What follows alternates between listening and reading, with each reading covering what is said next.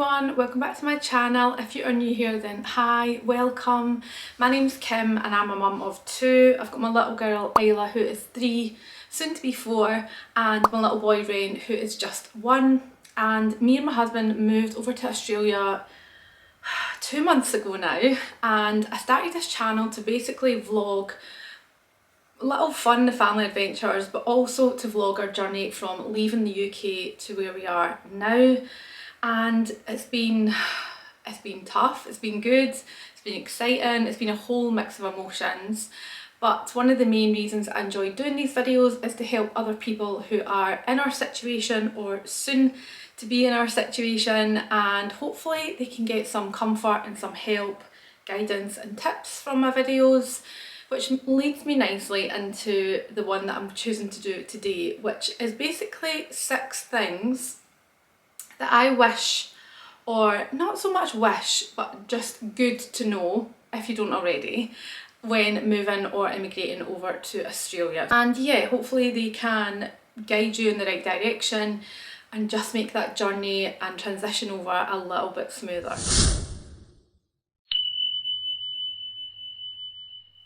So before I get into today's video, I would absolutely love if you would like and subscribe to my channel. I would love to get to 1,000 subscribers. We are very close and it's a huge milestone for me. If you don't already, you can follow me on Instagram. This is where I am comfortable. This is what I know. YouTube is still new to me, but I'm definitely enjoying it and something that I would like to do in the long term. And yeah, it's a fun little hobby for me. One of the things I have touched on throughout my journey is feeling lonely and emotional and just missing home. So being able to do these little videos just makes me feel like I have a little community of friends that I can talk to online, and it's just really nice. And I can share all my daily things with you guys, all my struggles and obviously all the good days as well. So yeah, please like, and I would just love if you would subscribe as well. Getting straight into tip number 1 that I think would be really good to know if you are coming over is obviously you need to rent accommodation. And I have touched before on the rental market. I will pop a little thumbnail of my video here and you can go and check it out, all about renting in Sydney.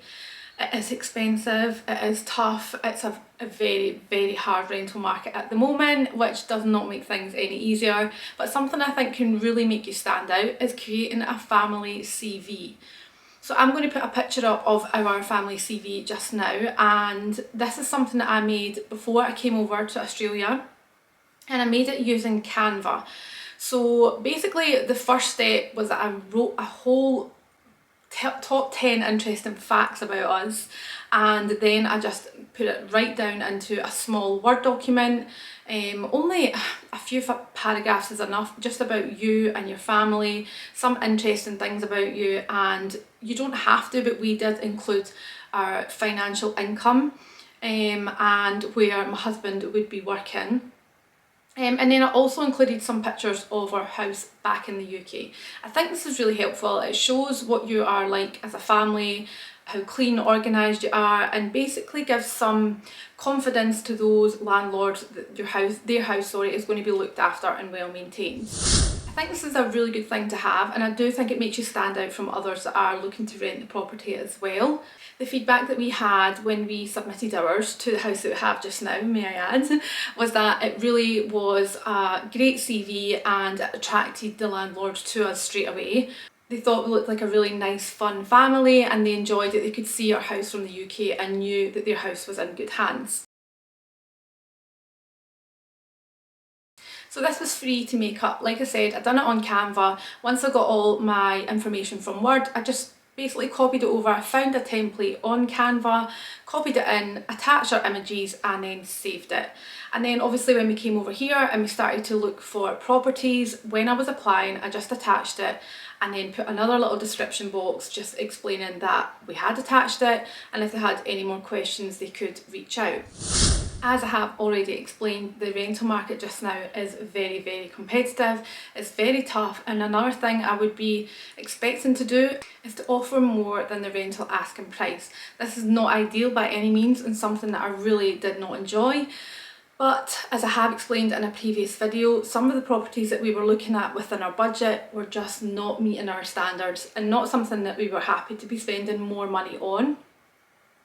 When we did increase our budget, however, we found that a lot of the houses were of nicer standard, and we were lucky enough to the house that we got just now, we didn't have to offer any more money.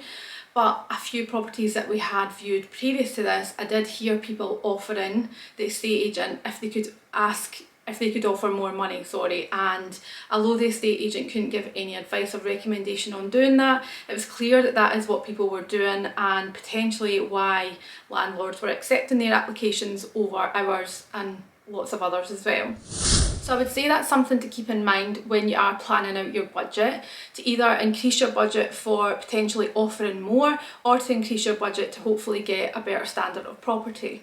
And something else you may want to consider is when looking for properties, take out things like a pool. If you have a pool, you're going to have an additional maintenance fee, which is usually monthly, to keep your pool clean. If you have a large garden, you may want to consider garden maintenance, and therefore that is an extra additional cost as well. So when you are looking for properties, it may be worth looking for something with low maintenance. So a smaller garden and something without a pool, and something that doesn't really need a lot of work inside as well. Now obviously prices of rents do vary wherever you are looking to stay in Sydney. We are approximately half an hour to 40 minutes out with the Sydney CBD, and really rental here you're looking really anywhere between $800 and $1,200 per week for a kind of 3-4 bedroom detached house in a suburb. Now already that does seem like a lot of money, but you also do have a bond to pay, which acts like a security deposit when you apply and are successful for a rental. Now your bond is usually 4 times your weekly rent. So if you're paying $1,000 per week for your rent, then you already have to pay $4,000 up front, which is your security deposit.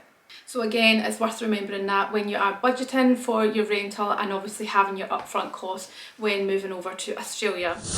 Moving on now to tip number 2, which is to buy clothes before you come over here.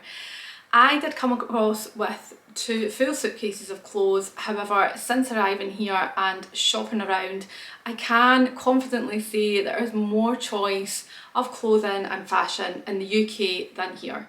And one thing I've found is that the clothes are, in my opinion anyway, very expensive. Again, compared to what we're used to in the UK. I was out looking for just a nice summer dress, kind of mid-length, and all the dresses I looked at were between $60 and $80. And back home in Primark, you would pick that up for £10–15. So that I haven't shopped around loads. I've only just been to a handful of shops, and I just can confidently say that it's not the same as shopping in the UK. They do, however, have Target, Kmart. Those are kind of like your affordable fashion, almost what we would probably compare to Tesco and Asda clothes, and they are good quality, and you can pick up a t-shirt for $15–20. They don't have a lot of choice, I would say, and it's all kind of very basic, but that is the only thing that I've been able to compare to affordable fashion back home. One thing I would say, however, is that there are a lot of boutiques, certainly in our shopping centre. There's a lot of boutiques which are like local businesses, and you don't really mind shopping from there because you know that you're helping a local business. But it's just good to bear that in mind, that you can't go in and buy your usual 5 t-shirts, 4 shorts and a dress that you would in, for example, Primark. They don't tend to have them, and a lot of the clothes that are in these shops remind me of clothes from like Shein or like AliExpress. So yeah, that then kind of steers me more towards buying online. So I have put an order in for Pretty Little Thing. They do have them over here, but again, I feel like everything's going to come, and I know I'm not going to like the sizes or the styles. I'm more of a going into the shops and picking up things, or at least knowing what brand I'm after. So for me, River Island was my shop, and Zara, they do have a Zara here, just not in my local shopping centre. River Island unfortunately is not a thing, but I do think Forever New seems to be a very similar shop, albeit quite expensive, but it does remind me of River Island. Another thing is the one thing that I miss the most is Vinted. So I was a massive fan of Vinted. For those that don't know, it's an online second-hand pre-loved clothing shop, and yeah, you just went on and you could buy clothes less than half the price of what they were in the shops, and I just loved it. Absolutely love Vinted. So I done a massive order before I came over here of just lots of summer things, and yeah, I have brought quite a lot over with me, but unfortunately just now is not the weather to be wearing them. So I have been looking for kind of long sleeves or jumpers, or you know, yeah, like I said earlier, a kind of midi dress, long sleeves, and I've just not been able to find it, at least not really an affordable kind of place, if that's the right word. So yeah, they do have Depop here, and the other one I found the other day was called Poshmark, I think. So I've downloaded it and I haven't actually used it yet, so this may be the equivalent to Vinted over here, but yeah, I would say before you come over, get yourself to Primark, just fill a suitcase of various items of clothing. Trust me, you will thank me when you're over here. Which, yes, leads me nicely onto tip number 3, which is to remember, if you're coming over just now, Australia gets cold. Now, I honestly can hand on heart say I did not expect it to be as cold as it is. I, however, am a very cold person. In the UK, I was always freezing, but we are in winter just now. We came over in April, which was autumn, I believe, and we're now in winter. Although it is absolutely nothing like the UK winter, it's still cold, and in the afternoon it certainly is 19 to 22. It's a nice temperature, what I'm used to back home, and I can happily go about in a short sleeve t-shirt, but the mornings and the evenings, oh my goodness, they are very chilly. And because the houses here are built to keep the heat out, obviously you don't really have that warmth, insulation, you don't have the heating like they did back home. So we have a like an air conditioning unit on our wall, which does act as a heater as well, but even with that at 30 degrees, it's just not really heating up our house to what we would like to feel comfortable. So one thing I would say is to bring some blankets, bring a housecoat over, dressing gown if you're not from Scotland. I miss my housecoat so much. Cozy jammies, long jammies, bring them over, and if you have like a big throw or a big blanket, I had one back home, it was like an electric one, it's an electric throw, and I thought I will never ever need that in Australia, and it is in my container to come over because I'm really feeling like I need it right now. Obviously this will pass and we will come into the summer and I will be throwing all that in the bin, but right now in the winters it's definitely colder than I had ever anticipated. Now we are in Sydney obviously, and I need to make that very clear that other areas are probably warmer, but right now if you're coming over to Sydney and you're coming over in the next kind of couple of months, definitely bring some warm clothes and a blanket. Another thing I haven't brought is a warm jacket, and when I'm taking Isla to nursery in the morning, I've got her in Ren little jackets from Target. They were only like $15, so that was good, but I don't have a jacket and I feel like I'm definitely going to have to go and buy one now because it is cold in the morning. So yes, just be prepared for that, but it'll all be worth it in the summer. Moving on to number 4, and it's all about driving in Australia. So when you first arrive in Australia, you can use your UK driving licence for up to 3 months.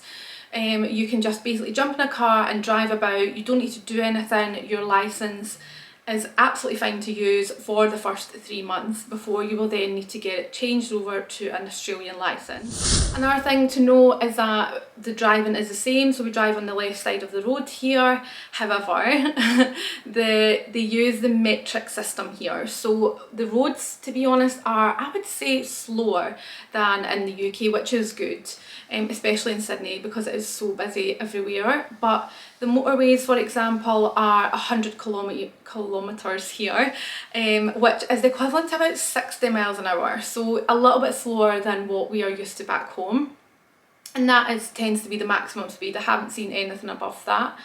The roads, the kind of general roads, are about 60 kilometres, so that is about 35, I think, miles per hour. Which again, driving through like a built up area is fine, but I'm kind of more like open roads.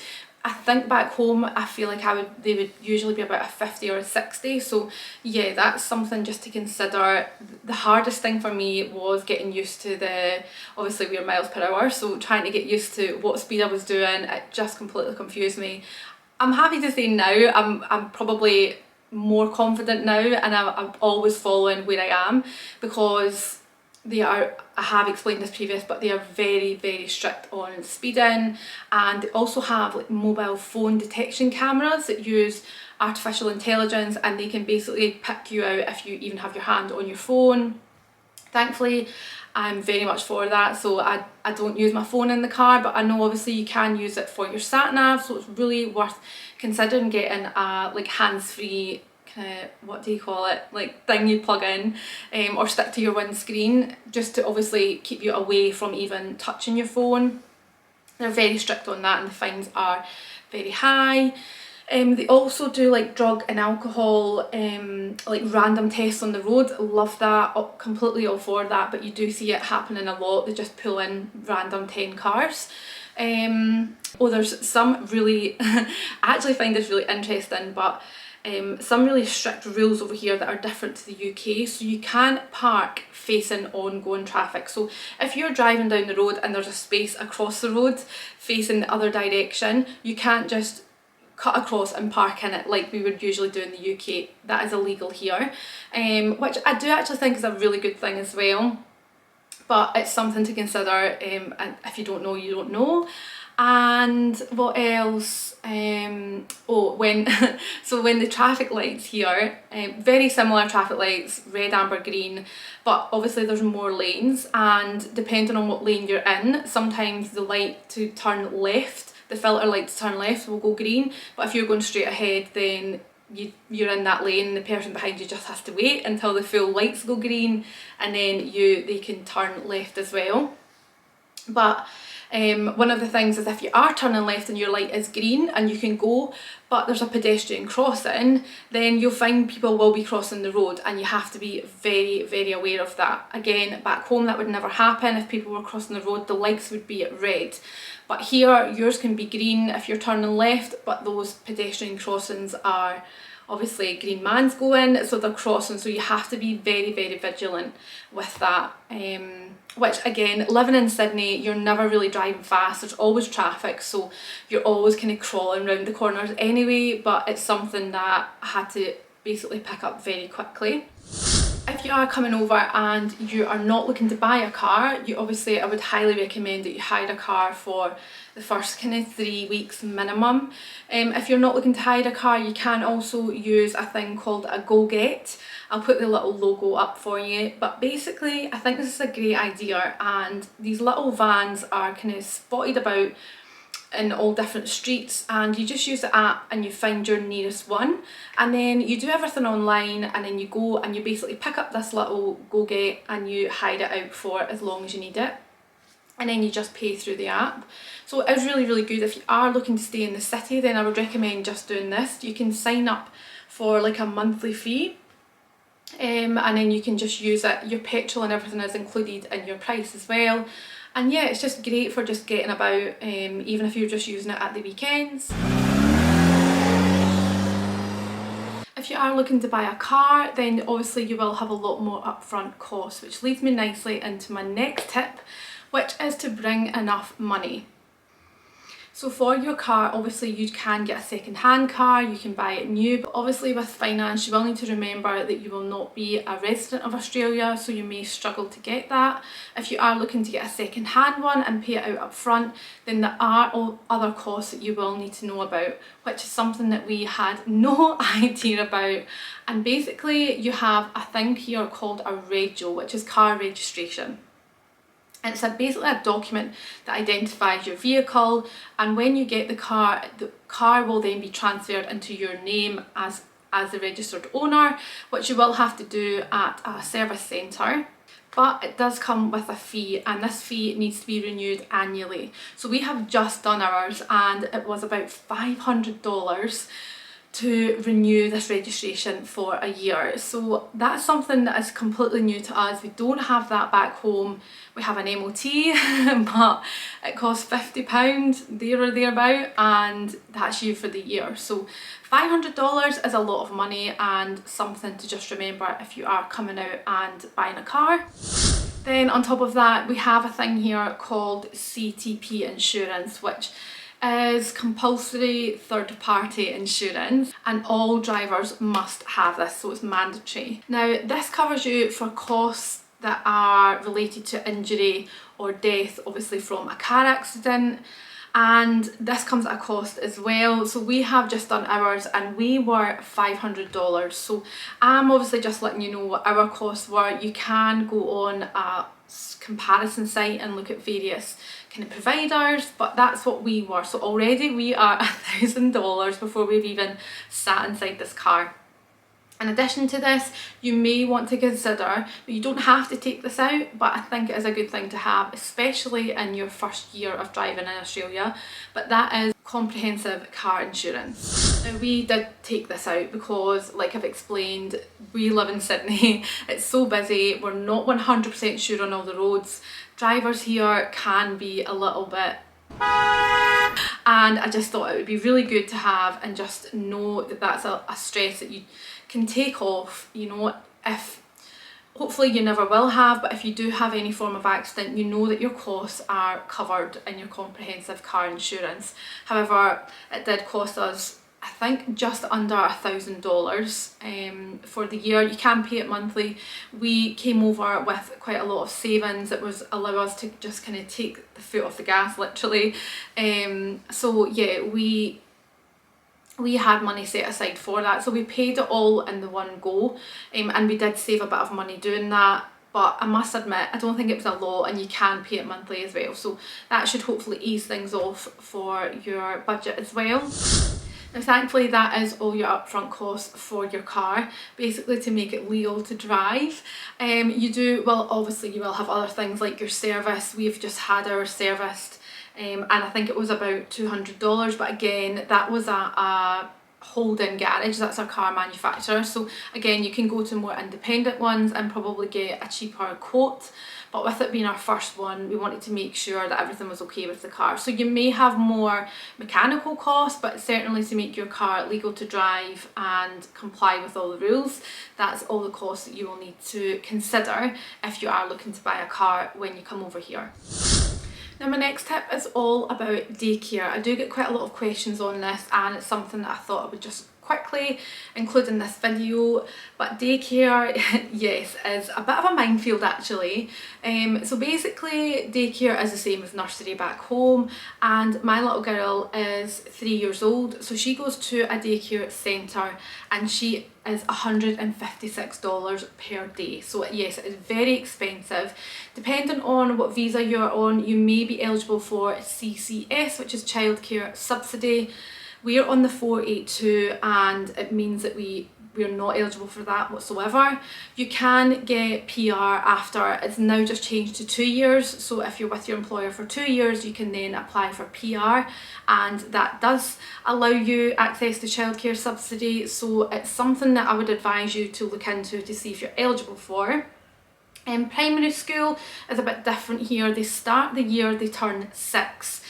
So basically an extra year on from the UK, and your fees are approximately about $6,000 per year. So again, you really want to get your PR, but if you are coming over with children that are in primary school, then again that's a cost to consider until you basically can get your PR.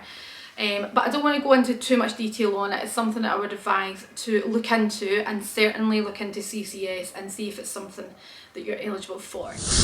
Now some other things to remember is that you will need to furnish your home.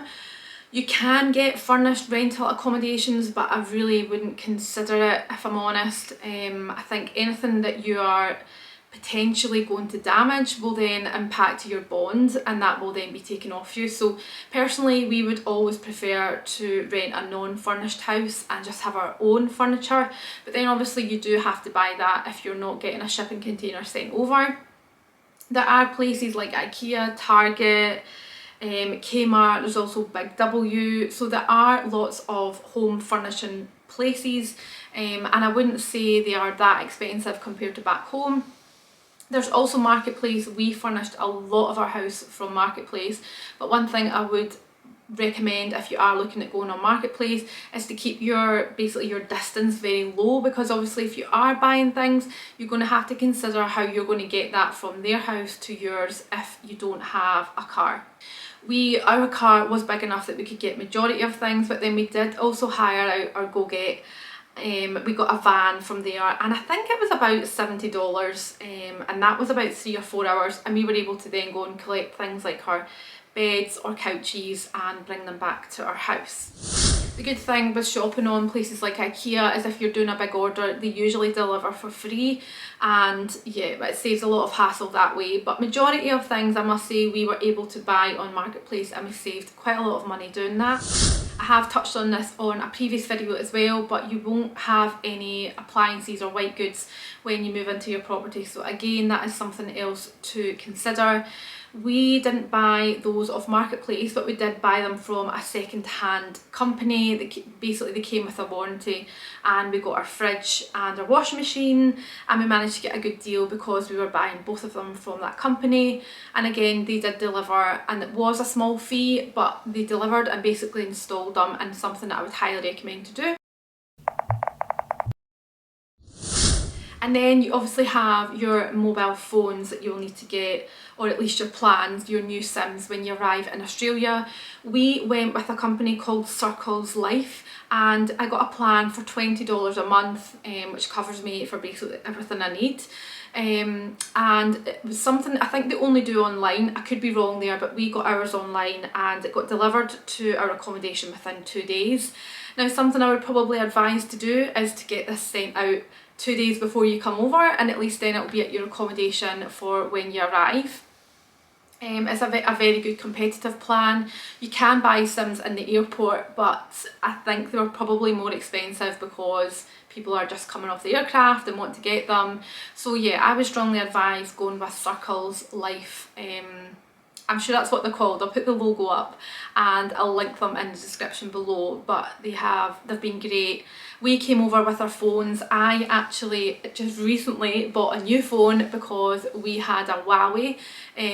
Both my husband and I had Huawei phones, and although they are great phones, they don't work at all in Australia. So they use basically a system provider, I think you would call it, called Harmony, and it's completely banned in Australia.